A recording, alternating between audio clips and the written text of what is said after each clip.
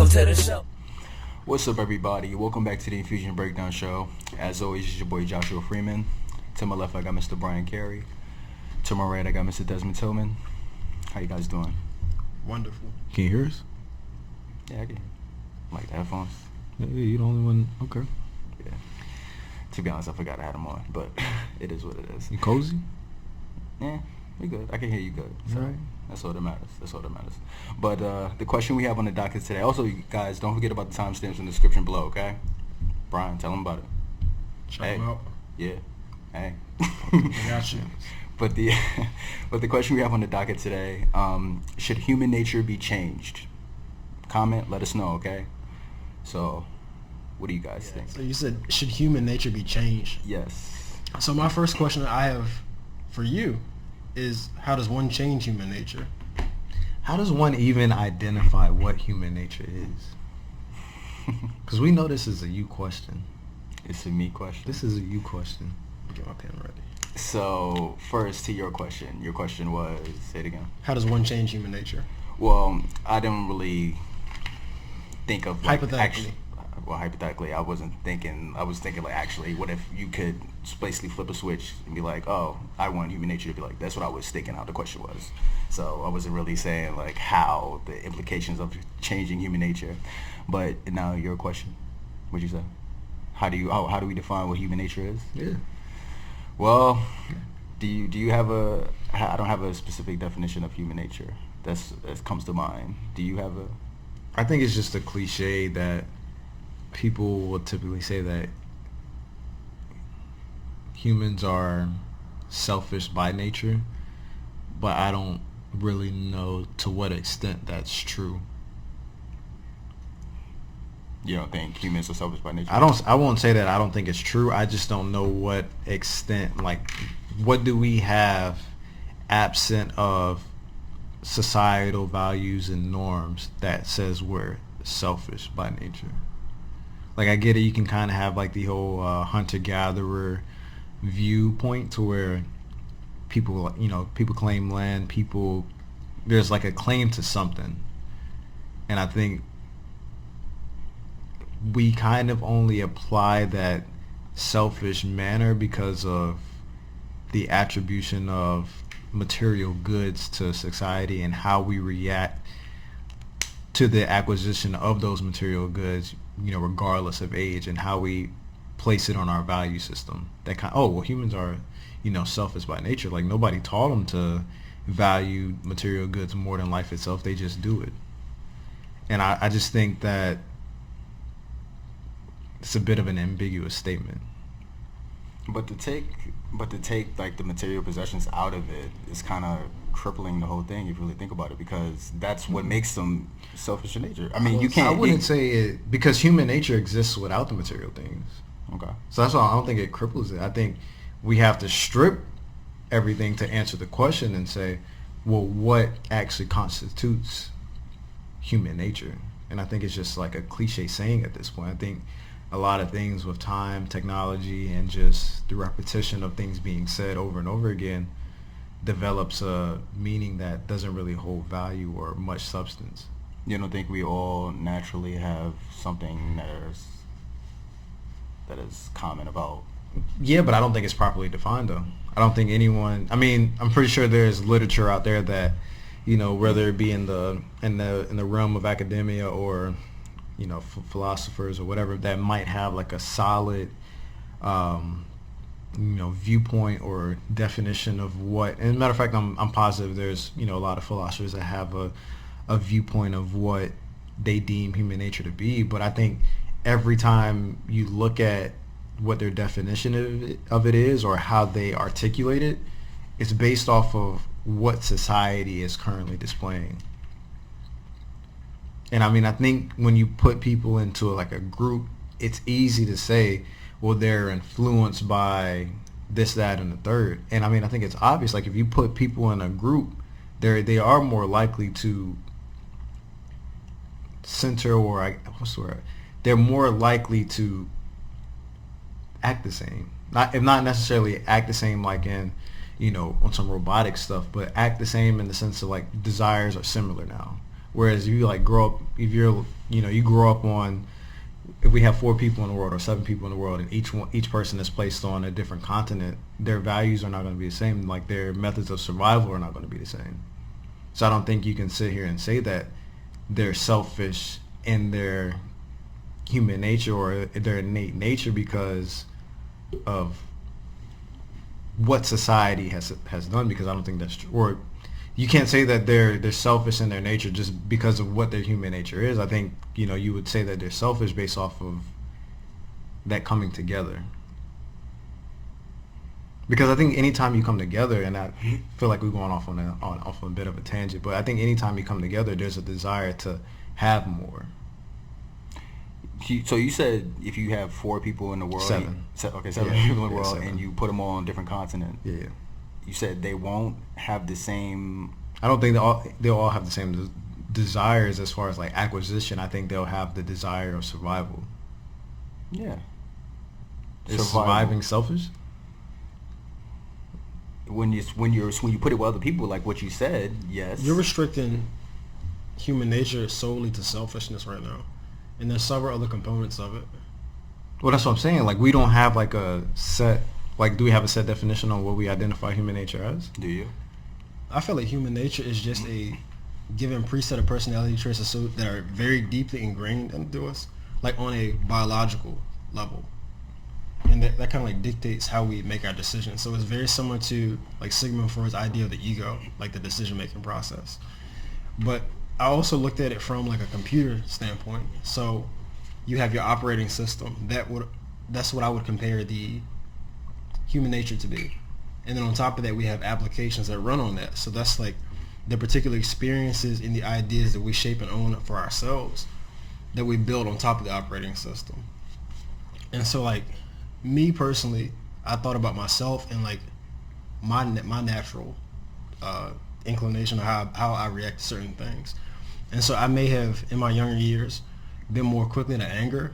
And so over time, like I know that yes, I might be prone to being pissed off a lot quicker than I would like to, but I learned how to cope with that. And so that entails of taking a step back and understanding things. So that would be akin to like my application. But just because I've done that doesn't mean necessarily the nature's changed.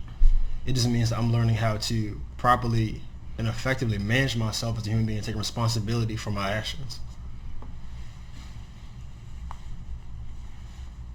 What you got? I mean, my rebuttal would be that if you've acknowledged the anger aspect, but couldn't the counter argument be that what you've perceived anger to be is a direct result of how your parents possibly displayed anger,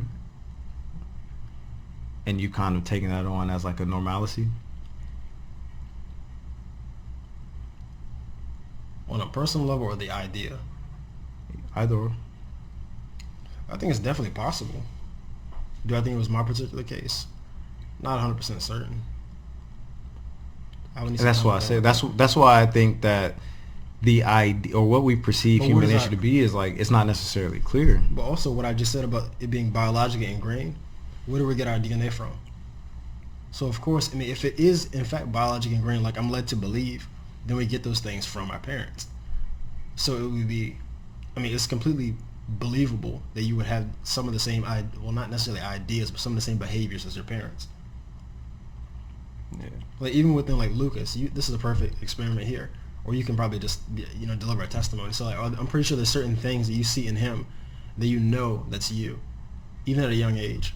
I do, but I also like done a lot of thinking and just late night pondering about why I react the way I do.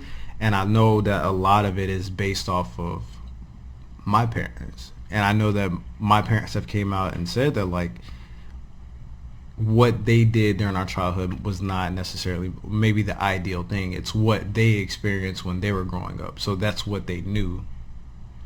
So if it's an acknowledgement of what or how we currently parent is not ideal, to where we kind of show anger before we show compassion, then a kid is going to be more likely to show anger before they learn to show compassion, or they're going to be more likely to show, behaviors that would equate the selfish tendencies before they show something of compassion, gratitude, or empathy. So if that is what they see in their parents as the first example, then they're likely to do that. So again, this is why I think it keeps coming back to society shapes what we deem human nature to be. Because I mean, if you were to look at a rich family, for example, and I know there's a lot of rich parents that are very shitty, but not even so. We'll do well-rounded parents that have actually take the time to fix themselves.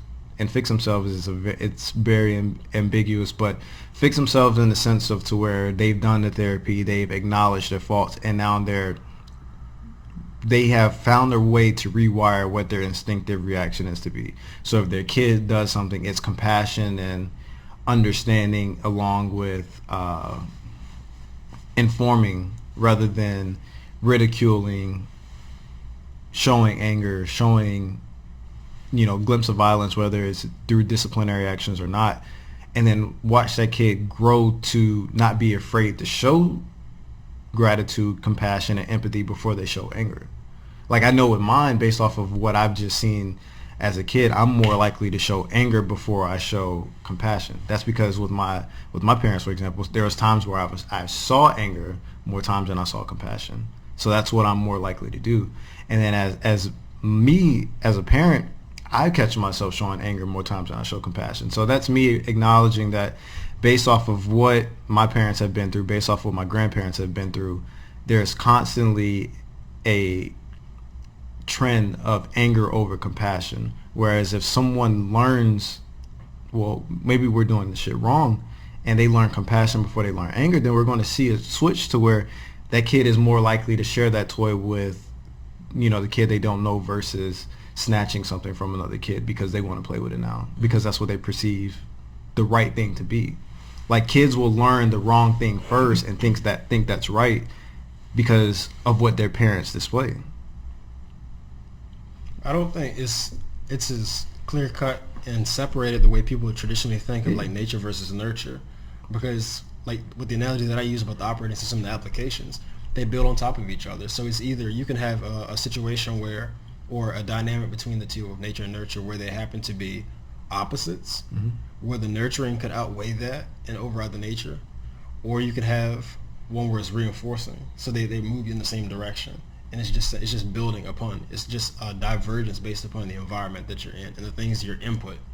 It's exactly like that, and the reason I believe that is because I don't think that humans, as we're born, we're blank slates in the sense of experiences, but I still believe that we do have fundamental like inclinations towards things and like set behaviors, and through like our experiences we are further shaped and molded in different directions, but we're just not complete blank slate machines. We're just not. I feel you're trying to basically put people by themselves, but I feel human nature deals with your interaction with other people and your experience that come with that and the way you're able to learn. I don't think I'm putting people by themselves. I think I'm more or less looking at the origin of where we learn things from. Okay. And I mean, as you kind of broke it down a little bit more, I'll be even willing to say that humans are inquisitive by nature. What they acquire determines their actions and what they perceive to be right and wrong. Because if you think about a baby or you think about toddlers or whatever it is, they're always into something. They're always trying to obtain new data, whether we understand it or not. And how we intervene with that process of acquiring new data, or how we'll just say intervene, period, because knocking something over and create a mess could be their desire to inquire what happens if they knock it over. They wanted to pick it up. Yeah. Like that attention. Yeah.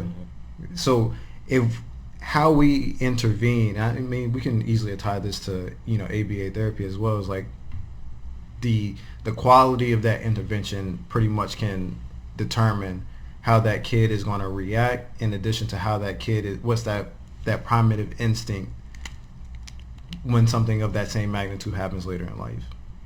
And I think we can never really come up with a consensus without understanding the origin. And I think it's hard for us to sit here even today and describe, what human nature is without understanding the origin. And so I would say if we were to change human nature, I would not necessarily change human nature, but change how we define it and just have it as such, where I believe that we're inquisitive by nature. Our experiences, and whether it be our own or what's passed down to us, kind of shape the path. Maybe our human nature is our ability to adapt and learn from those experiences. I think it's much bigger than that. Like human nature is an extension. I don't know if it's exactly synonymous, but it's closely tied to our personality. Like your personality is very different than mine. I would consider that to be your nature. Not. How would you differentiate? No, I agree with you. You're right. I could. But yeah, you got it. What were you going to say? No, I would agree with that. But like I said, that goes deeper into the argument, like after something's established. Because things can obviously shape your personality. So you talking about like the beginning of time, like what influence, like what caused that, the first man's human nature? Is that what you're trying to go like back to the origin? I don't even think it needs to go back to the origin of the beginning of time. I think it could literally go to the origin of a newborn. And if we kind of like just study how they react and watch how their actions are really in line with what their parents do, then you kind of get an idea. And then you think, well, what has shaped your parents over time? But see, that's not a good experiment. How's it not? Because if you do that, where's your control at? In what aspect? Where's the control group? The control group is the one that's absent of the condition that you're testing against. So how do you raise a child without parental influence or anything to compare the experiment to? You don't. But I see what you're trying to say. Like with your 7 continents example and spreading them out, you're removing any outside influence where you're just saying the sole individual left alone to their own devices, how would they move through the world? Like what would their nature or their specific thought process be like? I still feel they would learn, but not necessarily from, of course, another individual, but they will learn from the environment, whatever that environment is in that continent. You know what I mean? Yeah, I think that's what we agreed on. We said, when I came to the consensus or conclusion, I won't even say consensus because we didn't all agree. But that's when I changed it to where I feel that humans are inquisitive by nature. Oh, okay. The desire to, like you said, adapt, learn, and survive. And I mean, I get the control group rebuttal, but then at the same time, it's almost like, is it plausible though? Like, it's something that can never be done. Mm-hmm. Whereas if we look at children, we know seldom is every child raised the same, but we have like batches where, okay, they're raised with similar, the parents who raised them, they have similar ideals. And then we have parents over here that have similar ideals. Like you're able to divide it because we already know that not even us, we're not even raised the same, but we have probably more similarities being men of color than we have differences. Would you agree? Because I get it, the control group rebuttal, but also at the same time being realistic. We're not going to have babies in the lab for what, 15, 16, 17, 18 years. Just learning how to survive without any outside influence. So the statement that you made about the experiment you designed, that's also like not feasible. Because you can test for all four you want, but at the same time, like you said, if you don't have something to compare it to confirm, or to either like draw any kind of deduction either way, whether hey, this in fact did do this because here we removed this influence away from it. You can't really measure it. You have nothing to measure it against. Okay, I get what you're saying. Because you can't live the same life twice. Mm-mm. You don't know what's normative. Like anytime, so if I was like, for example, I'm growing plants. I grow plants. So I have 2 seeds and I want to test whether adding a particular chemical to the water solution will make it grow faster. Yeah. It's always the what if. Yeah. By default, if I want to actually test it, I should have an identical seed placed in the same environment, just in water, just normal. And I can say, well, if it grows more, well, maybe the chemical influenced it. It'd be easier to constrain it to one variable as opposed to multiple things. if I had it in a different location, different kind of solution, different colored lighting or anything like that. Yeah. Fundamentals of experiments. Do you interject? No. We, like I said, my understanding of his argument is that there's always going to be that what if. And instead of just throwing the scientific thing, I think you would think, well, if you have two kids, one is successful, one is not successful. If you swap lives, then what's the saying that when the swap happens, the outcome is going to be the same? Because the one kid that was now in the same predicament that the unsuccessful kid is, could still turn around and be successful, and the one that was in the successful environment could still fail. So I think it's always that what if based off of that given subject. I was about to say, are they equally as smart? I wouldn't go that too deep into it because that's where the what if comes in. Like the what if is just the umbrella, and there can be a lot of things that fall under that umbrella. Yeah. You have anything else to add? I do. What's your primary personality trait? The trait you most strongly associate yourself with? Come back to me. I'm asking for a reason though, but we can talk about this later. Yeah, you have to come back to me. I can't think of it. Okay. Yeah. Can you? Like, what personality trait that you possess, if you were to remove from Desmond, would you no longer be yourself? And which one do you identify most with? This wasn't on the docket. Yeah. The one. I think I'm relatively selfish. I think that's probably that's the one that I can think of that's been prevalent my entire life, is I've always had a selfish aura. That's the one you identify with the most? Yeah, because it's the one that's been there the longest. It's like no matter what aspect, like whether it's work, personal, relationship, like I think when I like kind of go back and I do like a reflection, some of the things that I do is selfish in nature, and then that's when I'll go back in and I'll do the adjustment to be like, well, if it's selfish in nature, then 9 times out of 10 it's not going to be sustainable, because if it's selfish in nature, like those desires, they change over time. So I try and like change what is selfish in nature to something that is more purposeful, to where it resonates. Like I think I've done a better job at balancing it, but I'll say selfish because that's been like a battle my entire life. Right. Not wanting to share, wanting to have the best of everything. I think it's interesting the fact, or rather I would ask, why is it that, so when we discussed the most admirable personality trait, you said the ability to comfort. So I just found it interesting that you didn't personally identify that with yourself, that particular trait. It's something that you desire, but you yourself then don't you have to learn identify that. as part of your being. You didn't always but you always had the selfishness. Yeah. He didn't always have the ability to comfort. I think that's why. So you're saying it's something that's acquired? The ability to comfort? Yeah. For me, it's something that you did that, acquire. Yeah. Okay, cool. But the reason that you said the selfishness is something you more strongly identify with because it's always been present. Yeah. But going off of what he said, our conversation breeds ideas. I'd say my unselfishness, my selflessness, basically is the. That's what you identify with the most. Yeah. And so if you take that away, I'm a different person. Like that's wild. And your answer to the question about the most desirable personality trait was, give me a second. I said confidence. You did. Why don't you more strongly identify with confidence?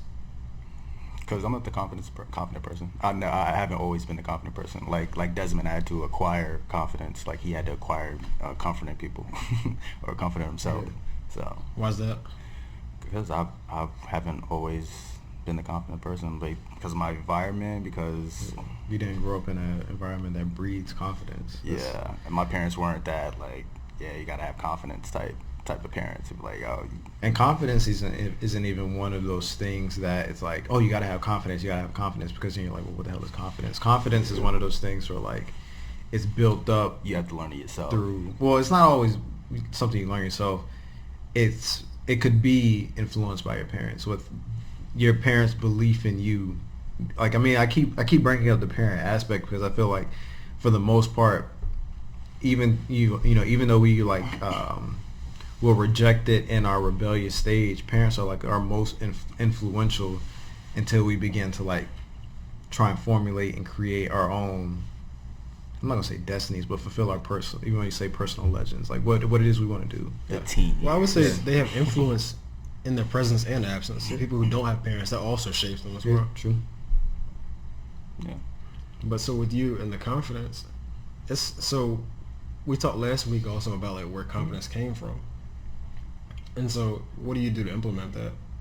What I've done, it's just basically like the experiences in my life and just having a different attitude approaching things. Like, you know, fuck it, I know I'm the shit. Like, I don't need clarification from other people to know that. Like, I know what I can do, and I don't know what I can't do. So it's just about changing my own attitude. That's really what it was. Yeah. Because initially when I was going back and I was listening and participating in the conversation even last week, and we're talking about confidence, I was thinking that it's not necessarily, like, I understand how you define confidence is the ability to pick yourself up after failure and attempt it again. It's not to unduly and unjustifiably think that you can do something that you know you're not prepared for. That's just ignorance. Yeah. Okay. And saying, so in my mind, confidence is bred through competency. So someone who puts in more reps, like we said, is more likely to acquire that confidence because they know they have that. And so, I mean, I figured that'd be something that you could speak on. Wait, say that one more time. Like through building competency. Is that something that you do? Not. What do you, like, building competency in what way exactly? In anything, what you're most proud of. I wouldn't even really say that, to be honest with you. Because I'm not always competent in a way, so I have to. You're not always competent? No, I'm not always competent. So I have to get better. I can't really answer the question right, to be honest with you. But yeah, I'm not always like consistent with even everything I even do too. Like I'm not always confident. I have to. Sometimes I fall back down. I have to get back up. You know. So it's just like it's a process. But yeah. Sorry. Anything else? So do you identify with persistence, or the ability to persist? Maybe grit. Yeah. I would say, I do that one. Yeah. So you would say that I guess your unselflessness, or excuse me, your selflessness, grit, that would be your human nature. My grit. Yeah. I'll say your ability to press on. Yeah, definitely. So you can, in theory, define your human nature. I guess we did. If you want to simplify it. Yeah. I guess we did. Technically, we did. Well, I did. Technically, I went back to him and said our experiences. Yeah. But yeah, if you exact definition, yeah. Okay. I just wanted to walk through and see if we can. Was that for Desmond or more for me? No, for you. Yeah. Because I thought you said you couldn't define the exact, like, what human nature was. But Exactly, we didn't. We found your specific human nature is. We didn't conclude to selfishness. We concluded with grit. It was more than that. Yeah, I mean, I get that, but like just well, we never said selfishness. You said. Well, I feel like selfishness is the most common. You said how it applied to what you said. Oh, okay. Well, the purpose of me doing that was to walk through and see if we could accurately define it, at least at a base level, because we're having this conversation over the course of a few minutes, and we're not going to just like prescribe somebody's personality trait. I'm not just going to. We're not therapists. I'm not doing that in the span of 5 minutes. Like, that's something that takes a lifetime to figure out. Like, to fully know yourself, there's a level of understanding to where you actually know yourself, but we are constantly changing and evolving on a daily basis through our life experience. So like, you constantly have to, if you're actually like, if you know yourself, your job is never done. It's always changing. Yeah. Never didn't think that. No, I think we agreed. Well, we didn't really answer the question. So if we found out my human nature, you didn't answer your own question that you asked us too about which trait. The last one. So if you want to go back, so first off, should human nature be changed? I don't think human nature is. No. So first, I wanted to know the trait that you talking about. If you the trait that I identify the most. Yeah. If you take away, then you're no longer Bryan. I would say innovation. Okay. It's just, I seriously, not even like to be boastful, but I amaze myself at the way that I engineer things or repurpose things or the ideas that I come up with. In the way that I'm able to draw connections between things and ideas. Okay. Like two things that are very seemingly abstract and unrelated, and piecing them together and say, oh, well, that would work perfect with this. That's something that I think that is at the core of my being. Okay. Cool. Now, you was about to say about the human nature being changed. Oh yeah, should it be changed? So like I said, I don't think that human nature per se can be changed, like with the operating system analogy. I keep going back to that because I feel it's so effective. But what we do is actually, what we properly should be doing is to be knowledgeable of ourselves and then find ways that we can move ourselves towards a better future. So whatever that looks like for you. And for the greater good of everyone else. So like if you see, for example, your predisposition to having anger issues, I'm not saying that applies to everybody, but whatever your predisposition is, and something that's not exactly positive. And so you can find behaviors to, I really hate to say cope. I don't think that's completely accurate. But of ways of dealing with it. I guess coping would be accurate. All right. So, anything else you guys have to add about this? I'm good. Good. All right. Since we're done, we're gonna wrap up this discussion. Remember, you guys leave a like if you guys like the discussion we had today. You have the album of the week for us. Damn, is it that time again? Yeah, every It's the end of week. the episode, man. Yeah, you know. Hey, day. That same day. How Every many times week. you didn't shop with us? Bro, it's 10:55 on the East Coast. You know we've been doing It this is longer than time. What you listen to today? Bro, You put some today, on Instagram. Hmm? You put some on Instagram. Yeah, that was just what I was feeling at the time. What I've been listening to frequently over the past couple days has been Childish Gambino. So you listen to his music, because the internet is a good album for the time. I think it came out like 2013. Did a lot to that album, so go check that out. And then of course there's the Essentials playlist. If you haven't listened to him, they got a lot of, I guess, what you could call his hits or most popular songs. So You said what check year? that out. What year it came out? I think 2013. You are correct. It did come out in 2013. Which one, the Essentials playlist or? No, because No, of the yeah, internet. Yeah, Yeah. because internet. Yeah, I remember when it came out. Okay. Anything else you got to add, Bryan? Okay. All right. We see you guys next week then. Peace. Peace.